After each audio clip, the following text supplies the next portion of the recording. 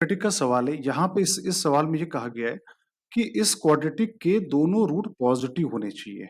तो दोनों root positive का मतलब क्या हुआ कि डिस्क्रिमिनेंट ग्रेटर देन और इक्वल टू 0, मतलब रूट्स रियल होने चाहिए। Second condition, sum of the root alpha plus beta positive होना चाहिए। And the third condition, root का प्रोडक्ट भी पॉजिटिव होना चाहिए। अगर ये तीनों कंडीशन हो जाएंगी सेटिस्फाई तो इसके दोनों रूट रियल और पॉजिटिव हो जाएंगे। अब डिस्क्रिमिनेंट ग्रेटर देन 0 मतलब बी स्क्वायर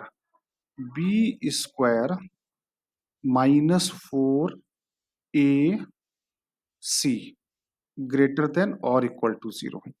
4 कॉमन आ गया तो ये बचा a² प्लस 9 -6a। अब यहाँ पे बचा -9 और +9a ग्रेटर देन और इक्वल टू 0। -9 से ये कैंसिल हो गया तो a² plus 3a greater than और इक्वल टू 0, या a कॉमन आ गया तो ये आ गया a प्लस 3 ग्रेटर देन और इक्वल टू 0। तो ये आया -3, ये आया 0, पॉजिटिव नेगेटिव और पॉजिटिव। तो आंसर क्या आया, a बिलोंग्स टू -इनफाइनाइट से -3 यूनियन 0 से इनफाइनाइट। ये आया पहला केस का answer. Sum of the root कितना होता है, -b/a। तो -b/a क्या होना चाहिए, पॉजिटिव। तो a-3/a-1 पॉजिटिव आना चाहिए। तो रूट आया 1 और 3, पॉजिटिव नेगेटिव पॉजिटिव। तो a बिलोंग्स टू -इनफाइनाइट से 1 यूनियन 3 से इनफाइनाइट।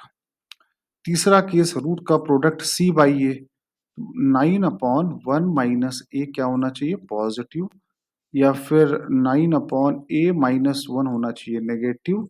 तो a की वैल्यू आ गई -इनफाइनाइट से 1 आ गई।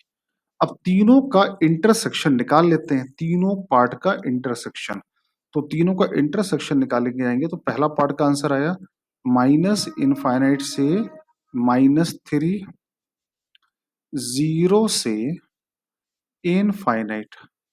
दूसरा पार्ट का आंसर आया a बिलोंग्स टू -इनफाइनाइट से 1, 3 से इनफाइनाइट। और थर्ड पार्ट का आंसर आया -इनफाइनाइट से 1।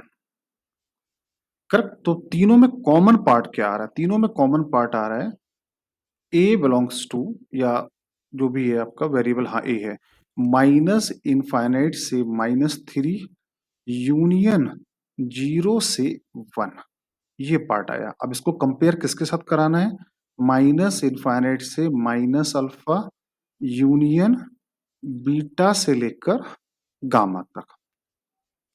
तो अल्फा की वैल्यू आ गई 3, बीटा आ गया 0 और गामा आ गया 1।